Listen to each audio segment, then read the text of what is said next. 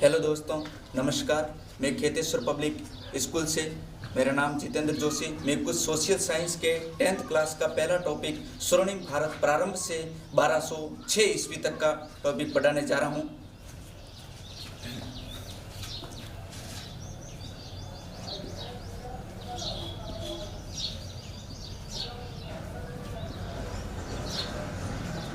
स्वर्णिम भारत का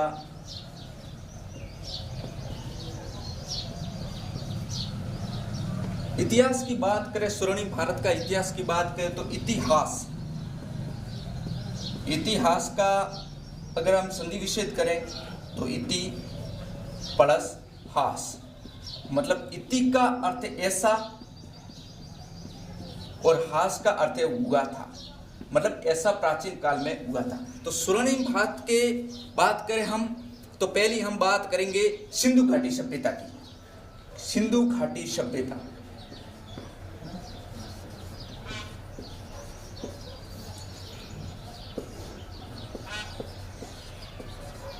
सिंधु घाटी सभ्यता।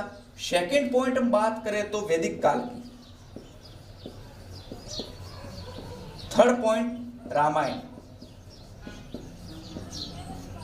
चौथा पॉइंट महाभारत।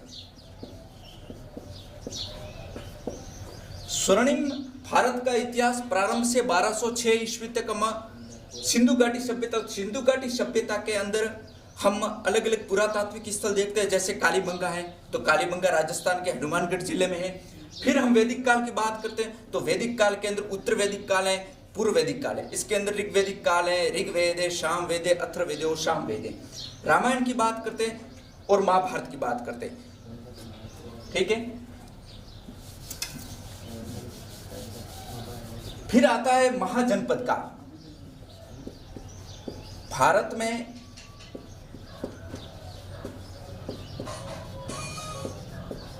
में महाजनपद की संख्या है 16।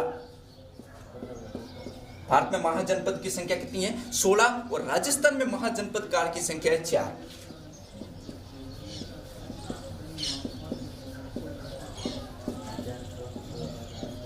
राजस्थान में 4। भारत में महाजनपद काल कितने हैं? 16। और राजस्थान में कितने हैं? 4। मत्स्य, सीवी, ये जनपद काल है, ठीक है।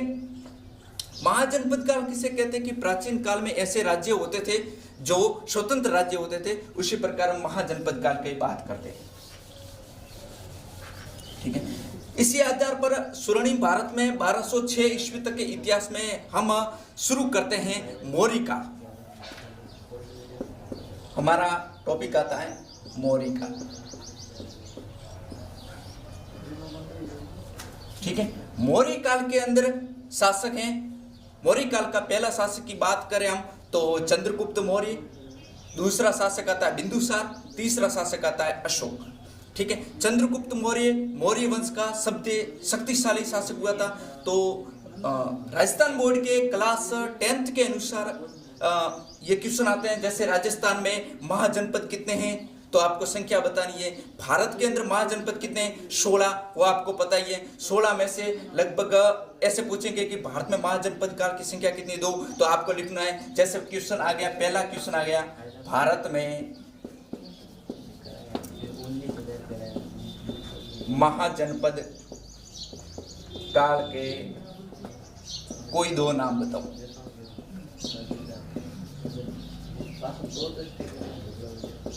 ठीक है, तो पहला तो हम लिखेंगे अंग और कुरु, ये महाजनपद काल है, अंग और कुरु। ऐसे छोटे छोटे क्वेश्चन आते हैं, जैसे भारत में महाजनपद काल के कोई 2 नाम बताओ तो अंग और कुरु। अंग की राजधानी क्या है? चंपा, ठीक है, ये बात है। अब हम शुरू करते हैं मौर्य काल। मौर्य काल के अंदर भारत का नक्शा है, उसके यहां पर पड़ता है मगध। मगध का राजा होता था एक घनानंद।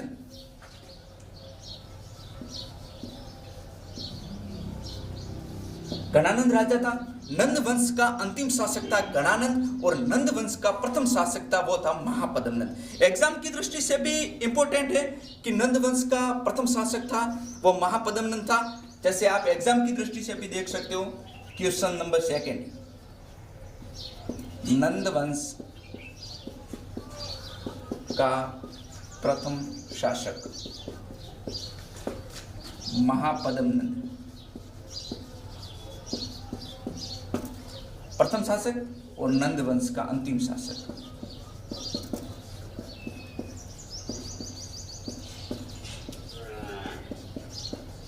गणानंद। ये इंपॉर्टेंट बात आपको बताने जा रहा हूं जो आप ध्यान रखें।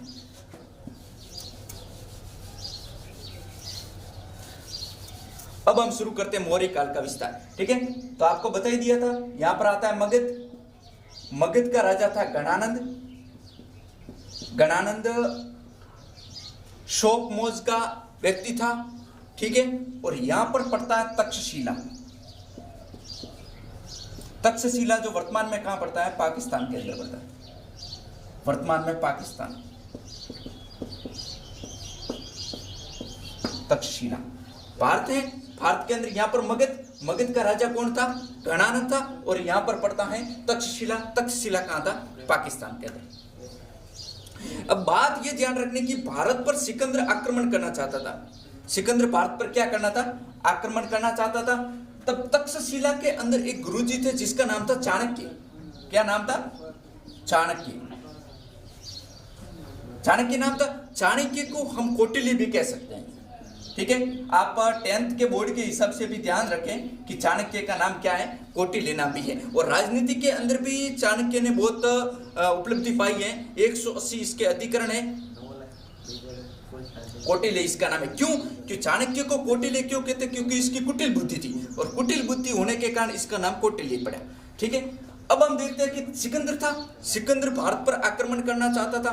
तब क्या हुआ, तक्षशिला के गुरुजी को पता चला चाणक्य को कि सिकंदर भारत पर आक्रमण। चाणक्य चला जाता है गुरुजी सीधे मगध के गणानंद के पास। गणानंद के पास चला। गणानंद सभा के अंदर बैठा हुआ था, शोक मोज के अंदर व्यस्त था। उसको पता चला कि कोई गुरुजी आए हैं बाहर से। तो जैसे गुरुजी ने उस दरबार के अंदर गणानंद के प्रवेश किया तो गणानंद क्या हो गया, क्रोधित हो गया। और क्रोधित होने के बाद चाणक्य से जो तक्षशिला के गुरुजी थे उनको क्या दे दिया, धक्का दे दिया बार। अब देखो, धक्का देने के बाद उसको क्या आ गई, क्रोध हो गई, क्रोधित हो गए। और क्रोधित होने के बारे में चाणक्य थे जो गुरुजी, उनकी थी चोटी, और चोटी बंधी हुई थी, और धक्का देने के बाद चोटी क्या होगी, खुल गई। और खुलने के बाद चाणक्य ने, गुरुजी ने एक प्रतिज्ञा ली कि जब तक मगध का मैं और नंद वंश का नाश न कर दूंगा तब तक मैं सिर की चोटी नहीं बांधूंगा। ठीक है, इसी प्रकार चाणक्य गुरुजी वहां से रवाना हुए और आए पाटलिपुत्र। ठीक है, पाटलिपुत्र के अंदर क्या था, एक किसान था। और किसान 10-12 बच्चों को इकट्ठा किया हुआ था। और 10-12 बच्चों को इकट्ठा करने के बाद उसको मतलब रेस लगवा रहा था कि एक के बाद एक, एक के बाद एक। तब चाणक्य वो गुरुजी वहां पर देख रहे थे कि क्या मतलब है।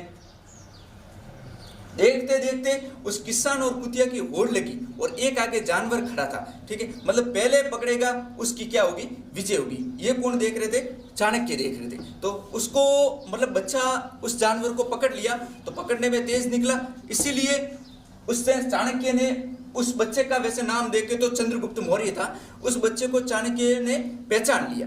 पहचान लेने के बाद वो सीधे उन किसान से बातचीत करते हैं और पूछते हैं कि ये बच्चा आप कैसे देते हो, मतलब मेरे को रखना है, खरीदना है ये बच्चा। तो 1000 कांस्य अर्पण, 1000 कांस्य अर्पण मतलब कांस्य की मुद्रा से उस बच्चे को चंद्रगुप्त ने खरीद लिया। और खरीदने के बाद चाणक्य कहां लेके गए उसको, तक्षशिला लेके गए। और तक्षशिला लेके जाने के बाद उसको कितने साल पढ़ाया, 8 साल तक पढ़ाया। 8 साल तक उस चाणक्य को पढ़ाया। किसको पढ़ाया? चंद्रगुप्त मौर्य को पढ़ाया। किसने पढ़ाया? चाणक्य ने पढ़ाया। 8 साल तक पढ़ाने के बाद चंद्रगुप्त मौर्य एक बार कहां चला जाता है? सिकंदर के पास चला जाता है। सिकंदर के पास चला जाता है, ठीक है। और सिकंदर की वैसे देखे तो एक लड़की थी हेलेना, हेलेना थी। और हेलेना और चंद्रगुप्त मौर्य का क्या था? संबंध था, प्रेम संबंध था। फिर क्या होता है? हेलेना बेबीलोन चली जाती है,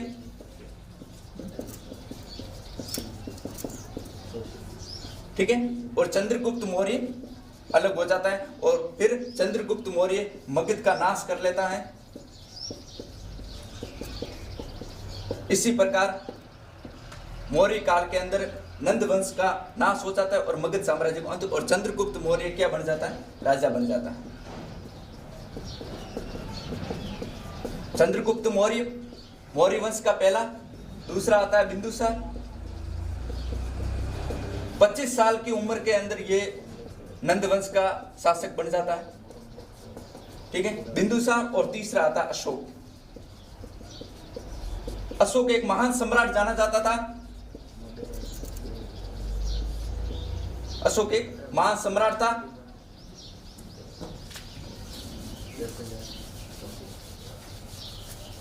जैसे 10th बोर्ड के अंदर आपके आ जाए कि अशोक, मौर्य काल के अशोक की लिपि, अशोक की 2 लिपि थी, एक तो ब्राह्मी, अरामिक और खरोष्टी। पहली थी ब्राह्मी, दूसरी थी अरामिक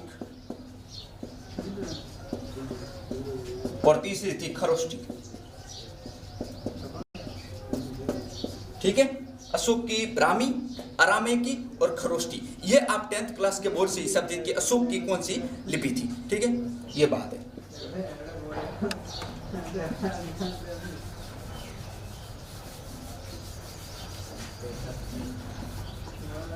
मौर्य काल के बाद पाल वंश। पाल वंश का शासक कौन था? गोपाल। इसके बाद एक वंश आता सातवाहन वंश। सातवाहन वंश का शासक आप सिमुक,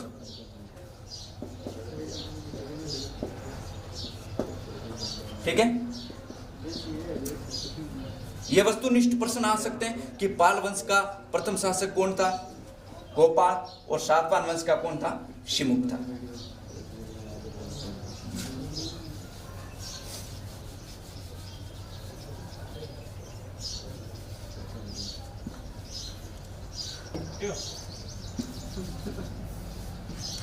अब हम थोड़ी सिंधु घाटी सभ्यता की बात कर लेते हैं।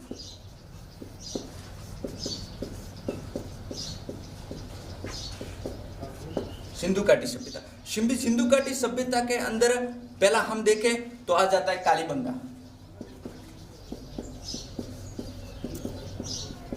कालीबंगा, ठीक है। कालीबंगा कहाँ है? आपको पता ही, राजस्थान के हनुमानगढ़ जिले में।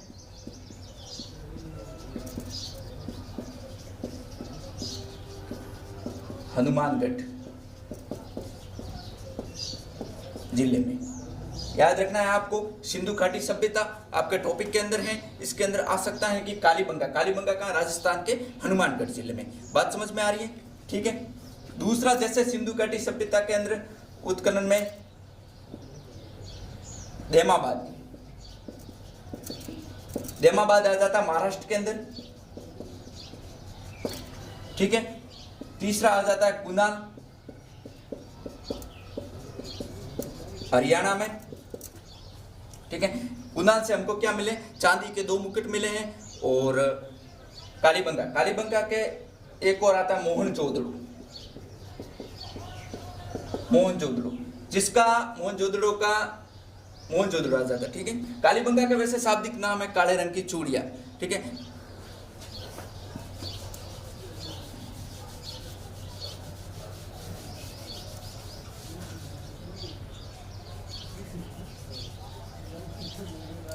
स्वर्ण भारत के इतिहास, सिंधु घाटी सभ्यता। सिंधु घाटी की सभ्यता के अंदर सेकंड पॉइंट आता है वैदिक काल।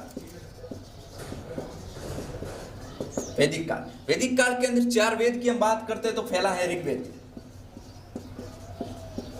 ऋग्वेद, सामवेद,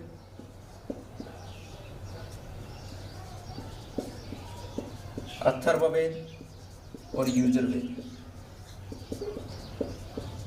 ठीक है, ऋग्वेद सबसे प्राचीन वेद है, सामवेद है, अथर्ववेद है और यजुर्वेद है। ठीक है,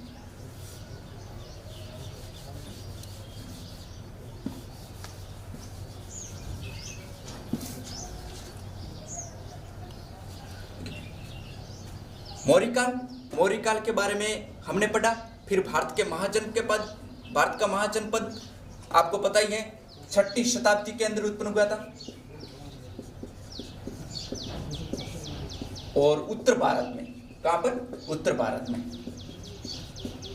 भारत के अंदर महाजनपद का काल उत्तर भारत और 6ठी शताब्दी। आपको याद रखना है, बोर्ड के हिसाब से इंपॉर्टेंट है कि 6ठी शताब्दी उत्तर भारत में महाजनपद काल के, तो भारत में महाजनपद काल कितने थे? 16 थे। 16 आपको नाम याद करना है। राजस्थान के अंदर महाजनपद काल 4 थे।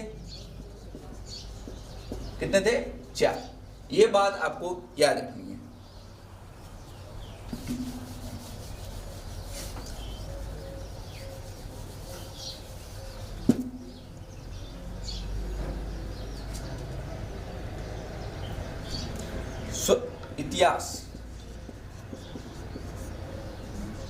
इतिहास के अंदर हम देखें तो अनेक पुरातात्विक अवशेष भी मिले।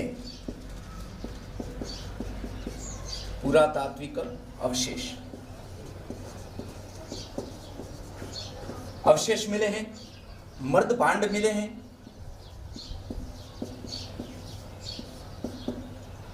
शेलखंड, ये बात करते हैं। पुरातात्विक अवशेष, मर्द भांड और शेलखंड। ठीक है, राजा महाराजों के अंदर पुराने सिक्के वो भी मिले हुए हैं।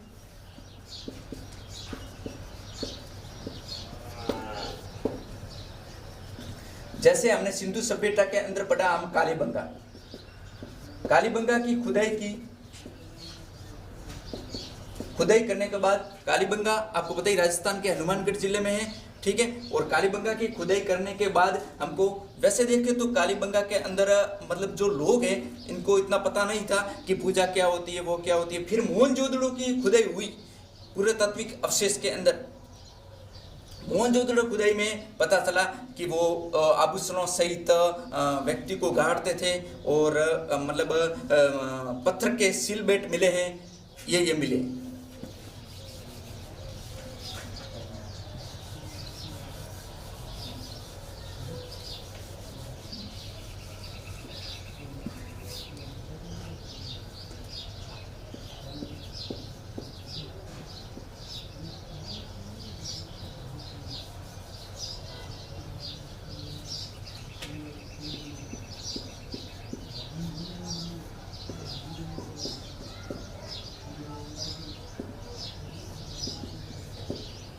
देखो, थोड़ी हम सल्तनत काल की बात करें तो इतिहास के अंदर अनेक शासक भी हुए। ठीक है, जैसे गुलाम वंश है, खिलजी वंश है और सैयद वंश है, लोधी वंश है, ये भी अलग अलग शासक हुए। जैसे गुलाम वंश,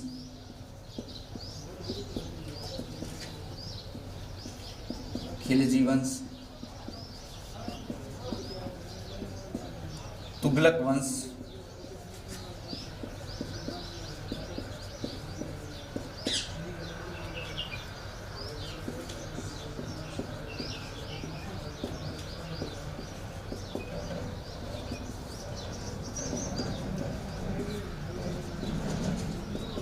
लोधी वंश।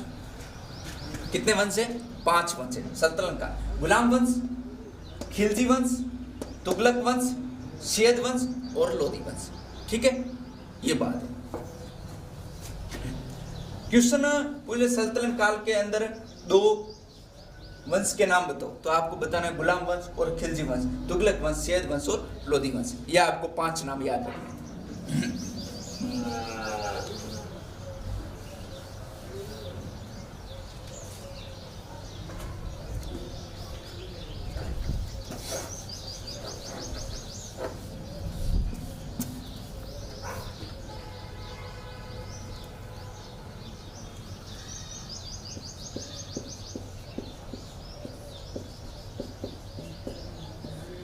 अब देखो, भारत के इतिहास के अंदर पुरातात्विक अवशेष भी मिले, महाजनपद काल का उदय हुआ, ऋग्वेद का उदय हुआ, रामायण, महाभारत और सल्तनत काल के अनेक शासक भी हुए और इन्होंने अपने अपने कार्य क्षेत्र के अंदर क्षेत्रभार भी निभाया। जैसे गुलाम वंश थे तो गुलाम वंश ने जो भी जितने भी शासक थे उन्होंने अपना कार्यभार निभाया। खिलजी वंश के उन्होंने शासक ने निभाया, तुगलक वंश, सैयद वंश और लोधी वंश। ठीक है, ये बात आपको ध्यान रखनी है।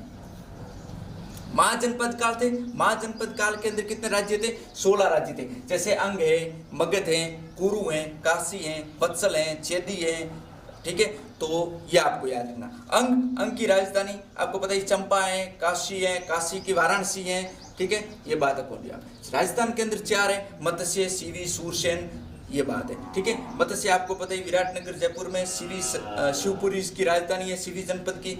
ये बात आपको ध्यान रखनी है। ठीक है, इसी प्रकार ये स्वर्णिम भारत का इतिहास, इसके अंदर जैसे हम पढ़े तो महाजनपद काल आपको टॉपिक के हिसाब से पढ़ना है। जैसे पहला हो गया, इसको बांट लो टॉपिक के अंदर। जैसे पहला भारत के महाजनपद काल, दूसरा राजस्थान के महाजनपद, 2 भारत के महाजनपद काल, राजस्थान के महाजनपद काल, तीसरा आ गया पाल वंश, चौथा आ गया सातवाहन वंश। ये बात है, ऐसे पढ़ोगे तो आपको समझ में आएगा। शुरू से स्टार्ट करना आपको महाजनपद काल से। भारत के महाजनपद काल, इसके आपको नाम याद करने। राजस्थान के 4 नाम है, इसको आपको याद करने। पाल वंश है, पाल वंश का आपको पता ही है गोपाल है। ठीक है, और सातवाहन वंश का इसका है सिमुक। ये बात ध्यान में रखनी है। ठीक है, महाजनपद आपको पता ही है क्या होते थे। पुराने समय में ऐसे स्वतंत्र राज्य होते थे। ठीक है, ये बौद्ध धर्म के अंगुत्तर निकाय से संबंध रखता है। ये भी आपको याद रखना कि भारत के महाजनपद काल किससे संबंध रखते हैं? बौद्ध धर्म के अंगुत्तर निकाय से। भारत के महाजनपद काल बौद्ध धर्म के अंगुत्तर निकाय से संबंध रखते हैं। बौद्ध धर्म के अंगुत्तर निकाय, यह आपको याद रखना है।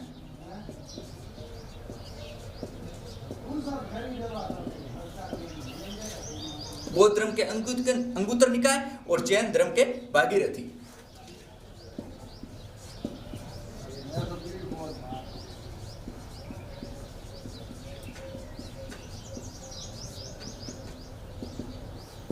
बौद्ध धर्म का तो थे अंगुत्तर निकाय और जैन धर्म का था भागीरथी।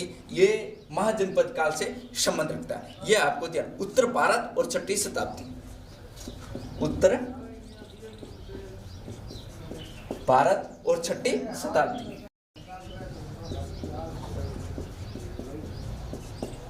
ये बात आपको याद रखनी। ठीक है,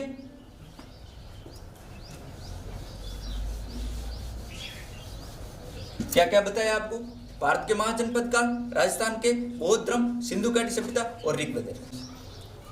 ठीक है दोस्तों, मैं अब आगे के टॉपिक का शुरुआत करने जा रहा हूं, राष्ट्रकूट वंश।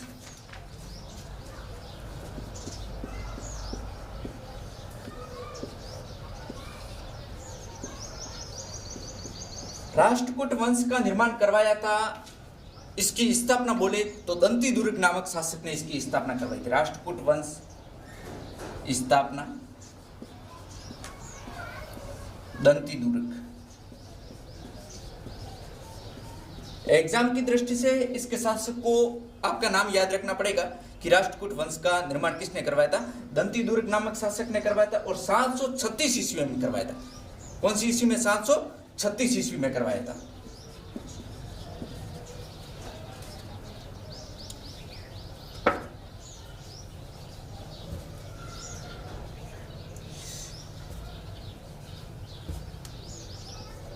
736 ईस्वी में राष्ट्रकूट वंश की स्थापना हुई थी और दंती दुर्ग नामक शासक ने 736 ईस्वी में किया था और नासिक को अपनी राजधानी बनवाया था।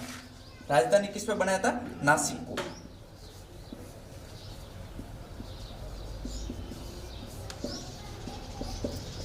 राष्ट्रकूट वंश की स्थापना किसने करवाई? दंती दुर्ग नामक शासक ने करवाई और 736 ईस्वी में करवाई। ठीक है, और राजधानी कहां पर है? नासिक में। यह बात याद रखिए। ठीक है, और आगे एक वंश आता है गुर्जर प्रतिहार वंश। क्या नाम आता है? गुर्जर प्रतिहार वंश। राष्ट्रकूट वंश के बाद सेकंड आता है गुर्जर प्रतिहार वंश। इसकी स्थापना नागपट ने की थी। किसने की थी? नागपट ने इसकी स्थापना की थी। 725 ईस्वी में की थी और गुजरात में की थी।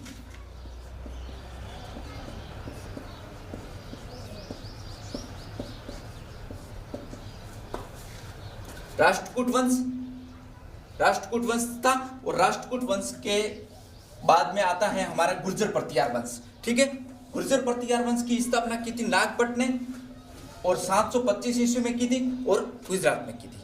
आ रही बात समझ में? ठीक है, पहले हमने पढ़ा था पाल वंश, सातवाहन वंश, राष्ट्रकूट वंश और गुर्जर प्रतिहार वंश।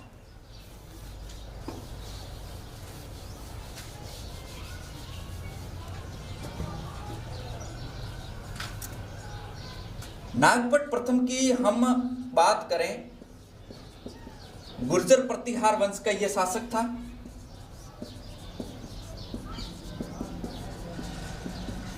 गुर्जर प्रतिहार वंश का शासक था और बहुत शक्तिशाली शासक था। ये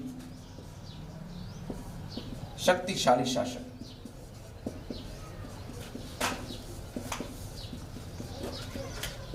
शक्तिशाली शासक था और प्रथम बड़ा वीर शासक था। उसने सिंध की ओर से होने वाले अरब आक्रमणों का सफलतापूर्वक क्या किया था? सामना किया था। बड़ा वीर शासक।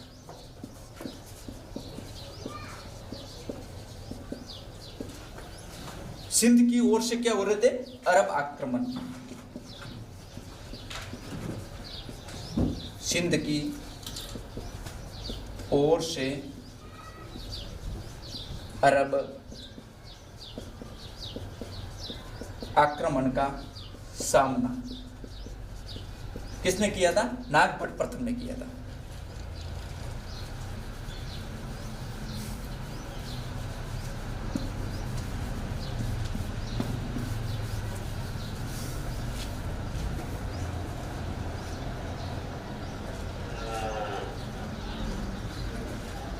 और वत्सराज भी इस वंश का शासक था। नागपट प्रथम के बाद वत्सराज भी शासक रहा।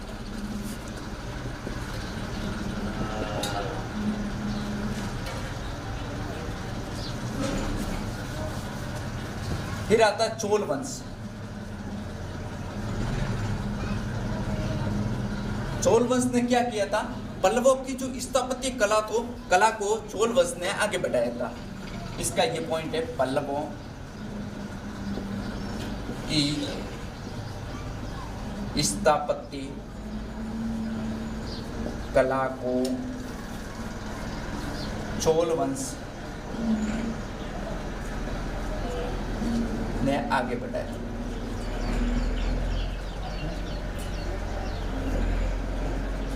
पल्लवों की स्थापत्य कला को चोल वंश ने आगे बढ़ाया था और चोलों ने द्रविड़ मंदिर का भी निर्माण करवाया था।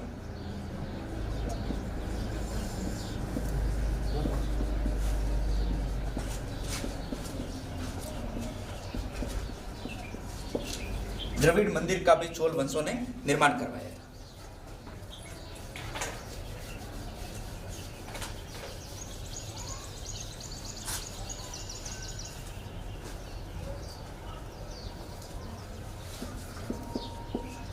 चोल वंश ने दक्षिण भारत में नहरों का भी निर्माण करवाया था।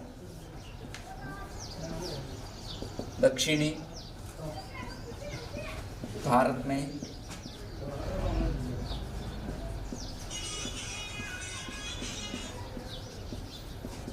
नहरों का निर्माण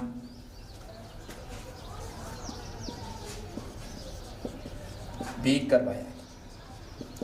ठीक है, यह बात आपको ध्यान रखनी है।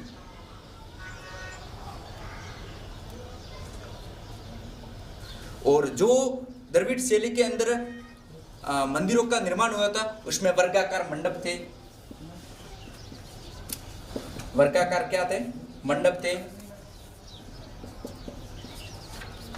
गोपुरम थे। ये बात है, ये मंदिर शैली की विशेषता थी। चोल वंशों ने जो मंदिर शैली का भारत में नहरों का निर्माण दक्षिण भारत के अंदर, ठीक है, और वर्गाकार मंडप, गोपुरम, गर्भगृह,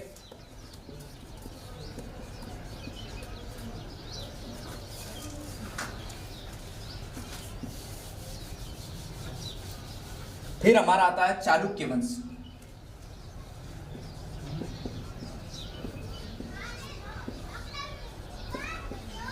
चालुक्य वंश, चालुक्य वंश का कौन था? पुलकेशिन प्रथम ने अश्वमेध यज्ञ किया था। चालुक्य वंश का था पुलकेशिन प्रथम। पुलकेशिन प्रथम ये था, इसने किया था अश्वमेध यज्ञ किया था। और वातापी के चालुक्य का 13 वर्षों के व्यवधान को छोड़कर 550-757 ईस्वी तक शासन किया था। 550 से 757 ईस्वी तक शासन।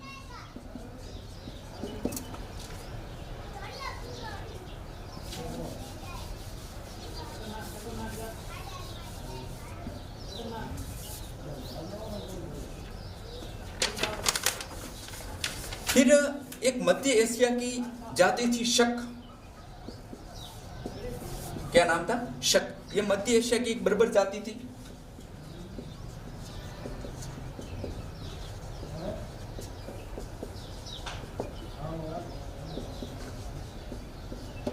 इसने भी भारत पर आक्रमण किया था।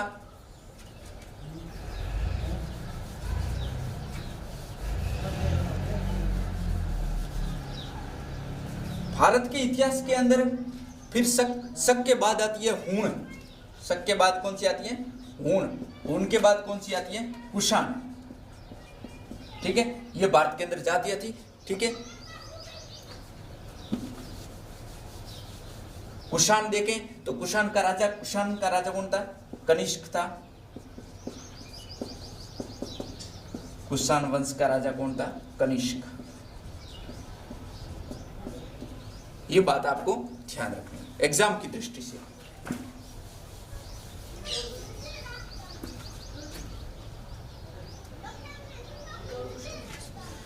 फिर देखो, शूक, शक, हूण और कुषाण ये क्या है? विदेशी जातियां हैं। ये भी आपको थोड़ी बहुत नॉलेज के लिए ध्यान रखना है कि शक,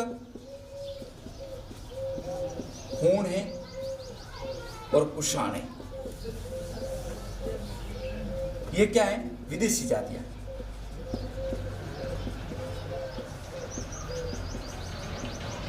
विदेशी जातियां थी।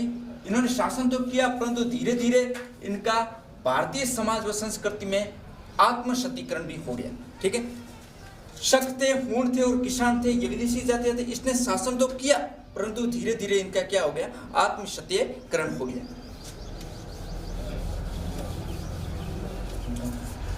अब भारत के अंदर हम इतिहास की बात करें तो शासकों की पाल वंश है, सातवाहन वंश है, राष्ट्रकूट वंश है। इसके बारे में हम कुषाण वंश है, कुषाण है, हूण है, ये बात आपको ध्यान रखनी है एग्जाम की दृष्टि से। ये स्वर्णिम भारत का इतिहास 1206 ईस्वी तक जो मैंने शुरुआत से लेकर आपको एंड तक बढ़ाया है, उसके अंदर आपको जो इम्पोर्टेंट टॉपिक है वो आपको क्या ध्यान रखना है। एक तो भारत का महाजनपद का, एक सेकंड राजस्थान के महाजनपद का, ठीक है, दूसरा पाल वंश, सातवाहन वंश, ठीक है, राष्ट्रकूट वंश, ये ध्यान रखना है। राष्ट्रकूट वंश जैसे फॉर एग्जांपल की दृष्टि से देखें तो राष्ट्रकूट वंश लेना है और राष्ट्रकूट वंश की आपको स्थापना स्थापना के बाद ईस्वी सन के बाद किसकी उसकी स्थापना की। जैसे राष्ट्रकूट वंश की स्थापना किसने की? दंतीधुर्क नामक शासक ने की। तो वो आपको ध्यान रखना है, ठीक है। फिर एग्जाम की दृष्टि से अगर क्वेश्चन बनेगा तो आपको मैं बता रहता हूं। जैसे पहला प्रश्न,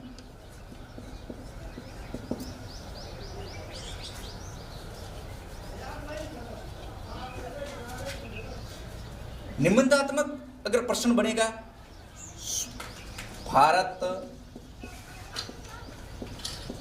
के इतिहास में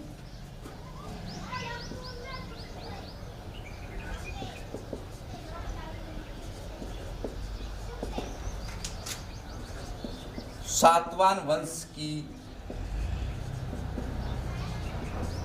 क्या भूमिका रही, ठीक है।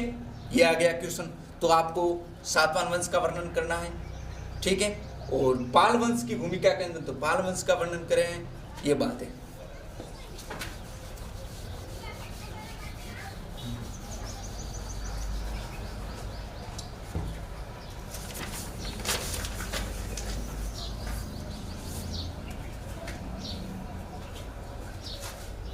ठीक है। फिर धीरे धीरे हम आगे बढ़ते हैं तो फिर दिल्ली सल्तनत का आता है, उसके अंदर रजिया सुल्तान आ जाती है, बलबन आता है, इसका धीरे धीरे भारत के अंदर आधिपत्य हो जाता है, ठीक है। विदेशी जातियां भारत के ऊपर शासन करती हैं, ठीक है। इसी प्रकार हम देखते हैं कि भारत पर विदेशी जाति ने आक्रमण किया, जैसे हूण, कुषाण, ठीक है। हूण है तो आपको पता ही है, मध्य एशिया से हूण, कुषाण, ये क्या है? विदेशी जाति है। इन्होंने भारत पर आक्रमण किया, ठीक है। तो स्वर्णिम भारत के इतिहास के अंदर एग्जाम की दृष्टि से देखें तो 1206 ईस्वी तक, 1206 ईस्वी तक जो मैंने आपको टॉपिक पढ़ाए, जैसे शुरुआत से भारत के महाजनपद काल, राजस्थान के सिंधु घाटी सभ्यता, ऋग्वैदिक काल, पाल वंश, सातवान वंश, गोपाल वंश और राष्ट्रकूट वंश, ठीक है। यह आपको एग्जाम की दृष्टि से इंपॉर्टेंट है और आपको इसी में से क्वेश्चन मिलेंगे जो मैंने आपको पढ़ाया। और आपको सोशल साइंस की जो बुक है उसमें से इसका मैच करना और उसके हिसाब से आपको स्टडी करनी है।